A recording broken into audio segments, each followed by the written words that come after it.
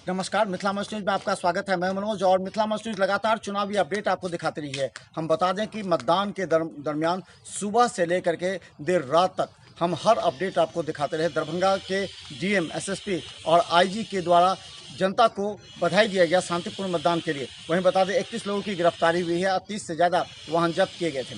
तो हम हर अपडेट दिखाए, लेकिन अब हम बड़ी खबर बता दें, दरभंगा से रुझान भी आने लगे हैं। मिथिला मस्ट न्यूज का सर्वे, जो सटीक सर्वे हर बार हमारा विश्लेषण कार्य करता है, याद कीजिए किस किस को सीट किस विधानसभा से मिलेगी, मिथिला मस्ट न्यूज ने सबसे पहले दिखाया था और लगभग उसी को सीट मिली। वहीं से हमने गामी के बारे में भी कहा था कि वो सारी विधानसभा से चुनाव लड़ने का इच्छुक हैं, उनको टिकट मिल सकता है, हालांकि उन्होंने इनकार कर दिया। हमने कहा था हायाघाट से अमरनाथ गामी, हायाघाट से भोला यादव लड़ेंगे और बहादुरपुर से आर.के. चौधरी, वही हुआ। तो मिथिला मस्ट न्यूज ने जो दिखाया वो सामने आ गया। लेकिन अब हम आपको बता दें सटीक विश्लेषण, दरभंगा से 7 विधानसभा से महागठबंधन के उम्मीदवार की जीतने की सूचना है। हम बता दें, जो सर्वे रिपोर्ट बता रहा है, तो दरभंगा के 7 विधानसभा से कन्फर्म है जो महागठबंधन के उम्मीदवार जीतेंगे। 3 विधानसभा ऐसे हैं जिसमें भारतीय जनता पार्टी और एनडीए की जीतने की संभावना है और इस पर चल रहा है। हम बता दें 3 विधानसभा ऐसे हैं जिसमें मामला फंस गया है। वो हम बता दें, वो पहला विधानसभा है दरभंगा शहरी विधानसभा। शहरी विधानसभा का भी हम विश्लेषण अगले एपिसोड में करेंगे, लेकिन बता दें 3 विधानसभा हैं जिसमें जो बढ़त दिखा रही है वो भारतीय जनता पार्टी की, और उसमें जिसमें एक जाले भी है एनडीए की, और जिसमें बता दें आपको बेनीपुर भी है।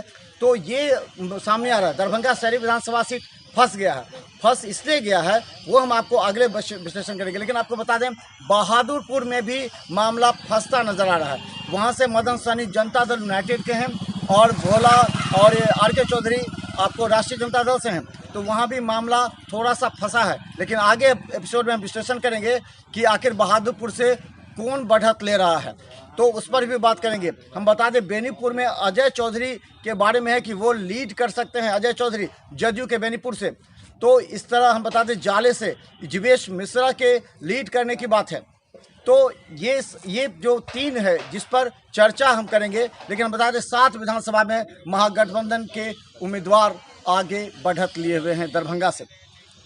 तो इसके अलावा हम बता दें कि जो रुझान आ रहे हैं उस रुझान पर भी अगर चर्चा करें तो कहे जाता है कि 8, लेकिन इस बार सबसे बड़ा बात बता दें, मोहम्मद अली अशरफ फातिमी की प्रतिष्ठा दांव पर लगी है।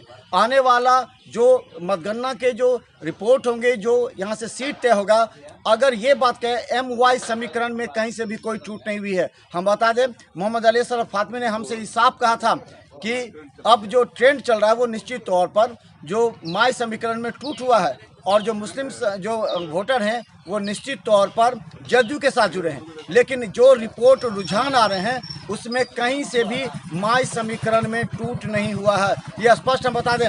हमने कई विधानसभा क्षेत्र का निरीक्षण किया और कहीं से भी MY में टूट नहीं हुआ। अगर कोई कहता है तो ये विश्लेषण पूरी तरह गलत हो जाएगा। अगर MY समीकरण में टूट नहीं हुआ है तो आप समझ लें कि महागठबंधन का बहादुरपुर विधानसभा और हायाघाट विधानसभा ये निश्चित तौर पर तय माना जा रहा है महागठबंधन के लिए। लेकिन अगर MY समीकरण में टूट होता है तो निश्चित तौर पर वो सीधा एक दूसरे के टक्कर में आ जाएगा। तो हम बता दें कई विधानसभा ऐसे हैं जिसमें आप तुरंत प्रतिक्रिया नहीं लगा सकते। हम हर एक विधानसभा वार विश्लेषण करेंगे। हम कोयटी का भी विश्लेषण करेंगे, क्या अब्दुल बारी सिद्दीकी वहाँ से लीड कर रहे हैं, क्योंकि आप अच्छी तरह के जानते हैं कि वहाँ MY समीकरण पूरी तरह अगर मजबूत हो गया तो सिद्दीकी को कोई हरा नहीं पाएगा। वहीं बता दें अलीनगर में भी अगर MY समीकरण मजबूत हुआ तो वहाँ विनोद मिश्रा को कोई नहीं हरा सकता। इसी तरह गौराबोराम में अगर MY समीकरण मजबूत हुआ तो वहाँ अफजल अली को कोई हरा नहीं सकता। तो ये जो समीकरण बन रहा है MY समीकरण का, वो काफ़ी मजबूत समीकरण है। और हम बता दें कि दरभंगा से 7 विधानसभा से निश्चित तौर पर महागठबंधन की जीत तय मानी जा रही है। तो अब अगला विश्लेषण हम आपको जो करेंगे वो एक बता देना चाहते हैं कि दरभंगा शहरी विधानसभा में जहां संजय सरावगी के खिलाफ लोगों का आक्रोश भी था, फिर भी लोगों ने जाते जाते वोटिंग की है। लेकिन 2 वोटर ऐसे हैं जो CPI CPM यानी कम्युनिस्ट के वोटर, हम बता दें कम्युनिस्ट के वोटरों की काफ़ी बड़ी भूमिका रही है इस बार चुनाव में।